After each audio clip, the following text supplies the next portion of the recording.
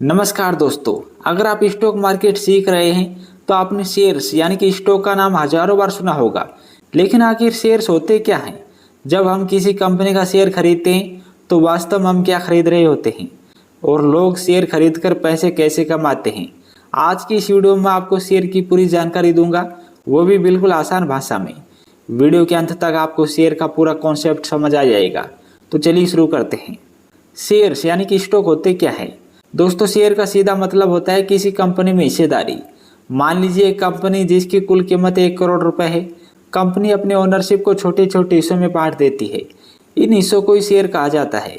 अगर आपने उस कंपनी का एक शेयर खरीद लिया तो आप उस कंपनी के एक छोटे से हिस्से के मालिक बन जाते हैं। यानी आप पूरी कंपनी के नहीं, लेकिन उसके एक छोटे से हिस्से के मालिक हैं। चलिए अब इसे आसान उदाहरण से समझते हैं। मान लीजिए मैं और मेरे 4 दोस्त यानी कि कुल 5 दोस्त मिलकर एक दुकान खोलते हैं। अब हम सब 20-20 हजार रुपये लगाते हैं। कुल पूंजी हुई 1 लाख रुपए। अब हम सभी के पास दुकान में 20% हिस्सेदारी है। अगर दुकान का फायदा बढ़ता है तो हम सबको फायदा होगा, वही अगर नुकसान होता है तो सभी को नुकसान होगा।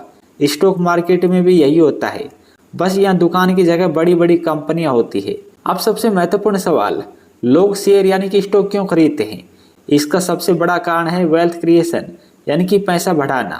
मान लीजिए आपने किसी कंपनी का शेयर 100 रुपये में खरीदा, कुछ साल बाद वही शेयर 500 रुपये का हो गया तो आपका पैसा 5 गुना हो गया। इसी उम्मीद में लोग अच्छी कंपनी में निवेश करते हैं। स्टॉक यानी कि शेयर से पैसे कैसे कमाते हैं? शेयर से मुख्य रूप से 2 तरीकों से कमाई होती है। पहला तरीका शेयर प्राइस बढ़ना। मान लीजिए आपने शेयर खरीदा 100 में और बाद में 150 में हो गया तो आपको 50 का फायदा हुआ। इसे कैपिटल गेन कहा जाता है। दूसरा तरीका होता है डिविडेंड का।